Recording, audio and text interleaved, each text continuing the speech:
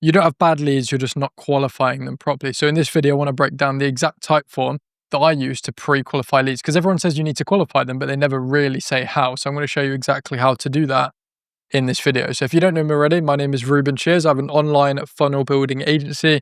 I'm kind of building and scaling in public in these daily update videos, trying to give as much value to you as possible in a short period of time. So these videos are about 5 to 7 minutes long, and I should be able to blast through some infinite value for your coaching, consulting, or agency kind of business, right? So without further ado, let's dive in to the Miro board. So what I've actually done this time is kind of pulled in the different slides of my type form, and you can see them kind of all here. That seems like a little bit long, but actually, if you think about it, if we're getting the right information from people and it's absolutely crucial for them to work with us, then the people that don't fill it out are not going to be the right fit anyway, right? If they can't be bothered to fill out their name and fill out a 2-minute type form, then they were never going to be the right fit for your business anyway. So once you have got people to opt in, maybe you have an opt-in form, a meta leads form, then you can basically just send them to a VSL page and have the call to action on there. And that's where they go to this type form, right?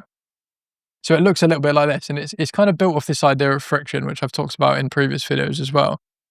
That initially, we asked this first question to be as low friction as possible, right? Because if you have the type form pop up and it says it's super quick, and then the first question is, hey, which of these describes your business? And it literally says agency, coach, or consultant, or other, you're going to know what to click. There's no deliberation with your answer to that, which is great. It makes it super easy to get started on the form. Next thing is just asking for the full name, because that can be used further in the type form to reference their name and stuff if we want to, and obviously populate the CRM with partial submission fields. So next thing specifically for us, it might not matter for you that much, but we ask for their current website and landing page, because what we have is that when this type form is completed, we have a bot that basically scrapes their website for all of its data and basically stores that and summarizes it with AI for us, which is super clever. We not only use that for kind of lead scoring and gauging stuff about their business, but also to create the demo landing page that we show on the sales call. Little trick for you there if you have a similar business to me.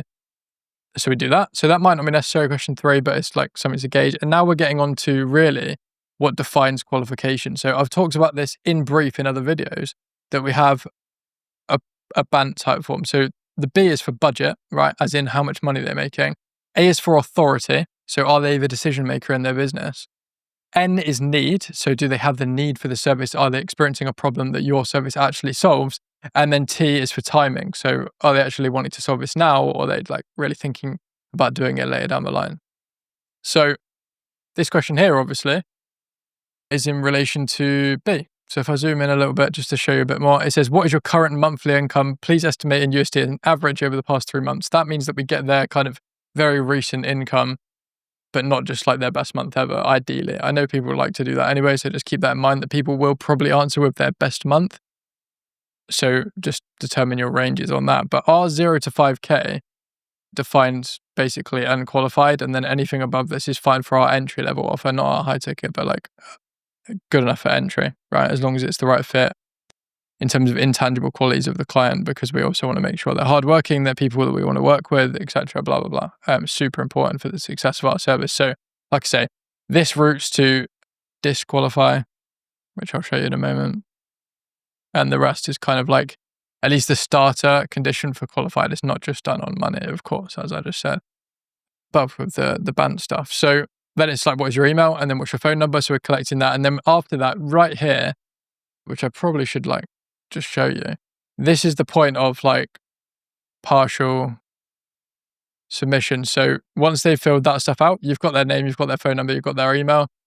That can just go straight into CRM. You can start triggering email sequences, whatever you want to do. So nurture people, send them to your socials, whatever.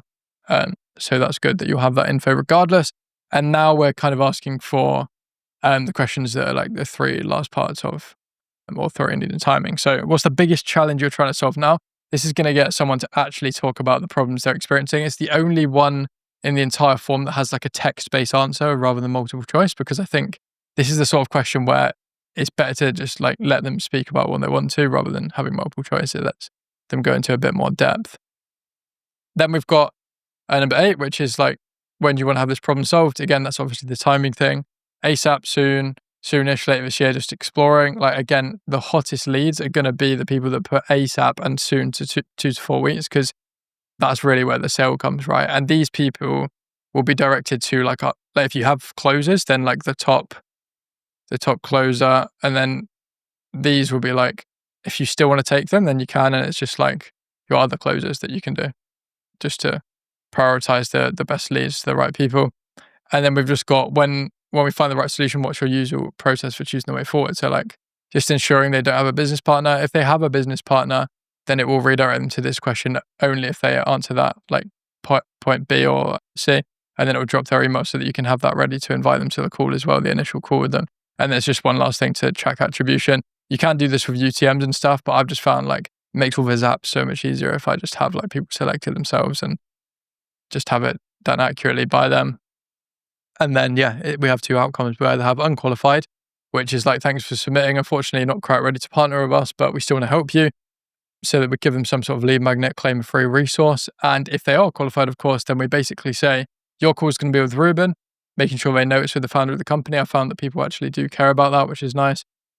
And then when they hit take me there, it's going to take them to the booking page and they simply book in, right? That is how you create a form. It seems long. It seems like there's too much friction there to actually get results with it. And I can assure you that is not the case. They get very, very good results because you can just bash through multiple choice. Like within 45 seconds, it's super easy to do. So that form doesn't actually take as long as it kind of looks in this Miro here. So hopefully that makes sense. If you don't have a way of qualifying your leads right now, please do that. And with all this information that you collect, you can plug that into a Zap. You can have it processed by AI, which is what I do. Let me just show you what that looks like. So this would all this stuff would go into a Zap with AI, and it would like summarize like the data that's come through, and also like lead score them out of 10 and all that sort of stuff that you can do on the back end to ensure that you're ready for the sales call, which is nice. And like I say, for mine, it was the demo as well. Cool. That's it for today. If you don't have one of these, make one and you should be good to go from there. Whether you run paid ads, you do it from cold, like I've done this exact strategy on both. So it works for both. And okay, cool. So what I want to do now is just check my metrics. What have we got? Oh my word. That's really good, isn't it? 115 subscribers. Not sure how that happened. 1161 and 8706. So let's go back here.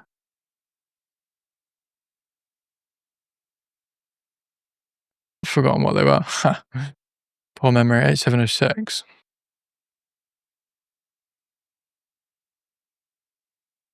Let's connect that to the previous day. And let's talk a little bit about what happened there. That's the best day for YouTube so far. 9 subscribers. Look at that.